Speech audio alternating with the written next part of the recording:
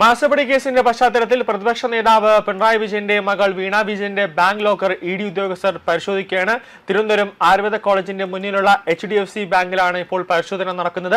10ഓളം കേന്ദ്ര സേനയുടെ അകമ്പടിയോടുകൂടിയാണ് രാവിലോടുകൂടി കൊച്ചിയിൽ നിന്നും ഇഡി ഉദ്യോഗസ്ഥർ എത്തിയത്.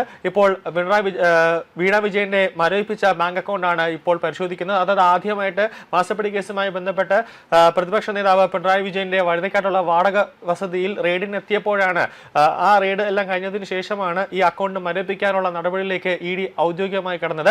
അതിന്റെ ഒരു പരിശോധന, അതായത് 2 ദിവസത്തിന് മുമ്പെയാണ് വീണ വിജയനെ ചോദ്യം ചെയ്തത്. അതിനുശേഷമുള്ള തുടർ നടപടികളിലേക്കാണ് ഇഡി ഇപ്പോൾ വീണയുടെ ലോക്കറിൽ ഇപ്പോൾ മരവിപ്പിച്ച ലോക്കറിൽ ഇപ്പോൾ പരിശോധന നടത്തുന്നത്. അതിൽ ഏകദേശം 1.5 ലക്ഷം രൂപ ഉണ്ട് എന്നാണ് നിലവിൽ ലഭിക്കുന്ന വിവരം. വീണ വിജയനെ ഇപ്പോൾ ഇഡി ഉദ്യോഗസ്ഥർ ബാങ്കിലേക്ക് വിളിച്ചു വരുത്തിയിട്ടില്ല. മരവിപ്പിച്ച അക്കൗണ്ട് ആയതുകൊണ്ട് തന്നെ വീണയുടെ ആവശ്യം അല്ലെങ്കിൽ വീണയുടെ സാന്നിധ്യം അവിടെ ആവശ്യമില്ല. അതുകൊണ്ട് തന്നെ ഉദ്യോഗസ്ഥർ ബാങ്ക് മാനേജറുമായിട്ട് സംസാരിച്ച് അതിന്റെ രേഖകൾ അടക്കം അതിന്റെ ബാങ്ക് ലോക്കറിൽ എന്തൊക്കെ ഉണ്ട് എന്നതിന്റെ വിശദമായ ഒരു പരിശോധനയാണ് ഇപ്പോൾ നടന്നുകൊണ്ടിരിക്കുന്നത്. കൊച്ചിയിലെ ഓഫീസിൽ വെച്ച് നടത്തിയ ചോദ്യം ചെയ്യലിന് ശേഷമാണ് വീണയുടെ ബാങ്ക് അക്കൗണ്ടുകൾ പരിശോധിക്കാനുള്ള ഒരു നീക്കത്തിലേക്ക് ഇഡി ഉദ്യോഗസ്ഥർ കടക്കുന്നത്.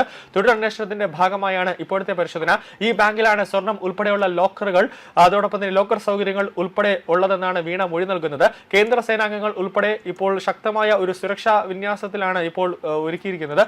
ഉന്നത ഉദ്യോഗസ്ഥരും പരിശോധനയുടെ വിവരങ്ങൾ കൈമാറിയിട്ടുണ്ട്. നിലവിൽ പരിശോധന തുടർന്നുകൊണ്ടിരിക്കുന്നു. ഈ ബാങ്ക് ലോക്കറുമായി ബന്ധപ്പെട്ട് ഏറ്റവും നിർണായകമായ ഒരു ഘട്ടത്തിലേക്കാണ് ഇഡി ഉദ്യോഗസ്ഥർ കടക്കുന്നത്. നമുക്കറിയാം, സ്വർണ്ണക്കടത്തുമായി ബന്ധപ്പെട്ട് നടന്ന കേസുകളിലടക്കം ഈ പ്രതികളുടെ ബാങ്ക് അക്കൗണ്ടുകൾ NIA-യും അതോടൊപ്പം തന്നെ ഇഡി ഉദ്യോഗസ്ഥരും ഒരു പരിശോധന നടത്തിയിരുന്നു. ആ ഘട്ടത്തിലേക്ക് പോകുന്നു.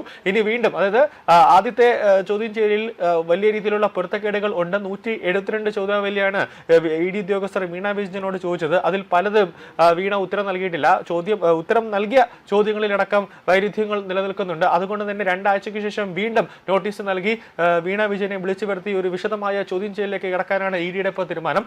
മാസക്കേസുമായി, അതായത് മാസപ്പടി കേസുമായി ബന്ധപ്പെട്ട് 2,74 ലക്ഷം രൂപയുടെ സാമ്പത്തിക ഇടപാടുകളുടെ കണക്കുകളാണ് വീണ പ്രധാനമായും ബോധിപ്പിക്കേണ്ടത്.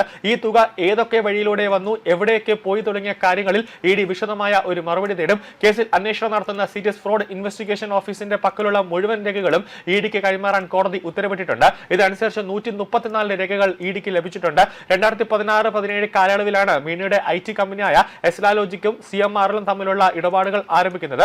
2016 ആദ്യ കരാറിലും 2017 മറ്റൊരു കരാറിലും ഇരു കമ്പനികളും ഒപ്പുവെച്ചു. ഇതിന്റെ അടിസ്ഥാനത്തിൽ നടന്ന സാമ്പത്തിക വിനിമയങ്ങളുടെ വിശദാംശങ്ങൾ അന്വേഷണ സംഘം ചോദിച്ചറിഞ്ഞിരിക്കുകയാണ്. CMRL MD ശശീന്ദ്രൻ കർത്തയുടെ കുടുംബത്തിന് ഓഹരിയുള്ള എംപവർ ഇന്ത്യ പ്രൈവറ്റ് ലിമിറ്റഡ് എന്ന കമ്പനിയിൽ നിന്ന് വീണ വായ്പ എടുക്കുകയും പിന്നീട് തിരിച്ചടക്കുകയും ചെയ്തിരുന്നു. ഇതുമായി ബന്ധപ്പെട്ട രേഖകളും ഇഡി പരിശോധിച്ചിട്ടുണ്ട്. കഴിഞ്ഞ ദിവസം ശശീന്ദ്രൻ കർത്തയുടെ ഭാര്യ ജയ കർത്ത, മകൻ ശരൺ കർത്ത, മകൾ ഷിവി കർത്ത എന്നിവർ കൊച്ചിയിലെ ഇഡി ഓഫീസിൽ ഹാജരായിരുന്നു.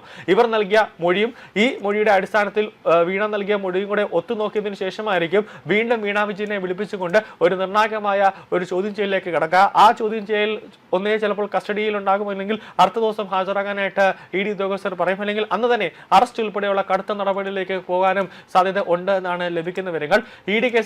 മാസപ്പടി കേസിൽ ഇഡി അന്വേഷണം തുടരാമെന്ന് ഒരാഴ്ച മുമ്പ് ഹൈക്കോടതി സിംഗിൾ ബെഞ്ച് ഉത്തരവിട്ടിരുന്നു. ആ ഉത്തരവ് ഡിവിഷൻ ബെഞ്ചും ശരിവെക്കുകയുണ്ടായി. ഇതിന് പിന്നാലെയാണ് കൊച്ചിയിലെ ഇഡി യൂണിറ്റ് വിശദമായ ഒരു പരിശോധനയിലേക്ക് കടന്നത്. ഇഡി ഉദ്യോഗസ്ഥരുടെ വാഹനം ആദ്യം പിണറായി വിജയന്റെ വഴുതക്കാടുള്ള വസതിയിൽ ഇഡി പരിശോധനയ്ക്ക് വന്നപ്പോൾ അവരെ വധിക്കാനുള്ള ശ്രമം നടത്തിയിരുന്നു. അതുകൊണ്ട് തന്നെ ഒരു തരത്തിലുമുള്ള മാനസിക പരിഗണന കൊടുക്കേണ്ട കർശനമായ തരത്തിലേക്ക് കാര്യങ്ങൾ പോകാനുള്ള ഒരു നിർണായകമായ നീക്കമാണ് ഇഡി ഉദ്യോഗസ്ഥർ ഇപ്പോൾ എടുക്കുന്നത്.